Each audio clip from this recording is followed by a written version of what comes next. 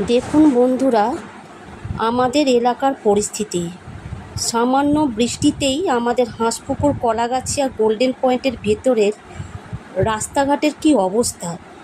চারিদিকে শুধু নোংরা আর পচা জল। যেহেতু এটা পঞ্চায়েত এলাকা, তাই আমরা চরম অবহেলার শিকার হচ্ছি। প্রতিদিন এই পচা জলের উপর দিয়েই আমাদের যাতায়াত করতে হচ্ছে, ছড়াচ্ছে রোগ ব্যাধি। আমরা এই নরক যন্ত্রণা থেকে মুক্তি চাই।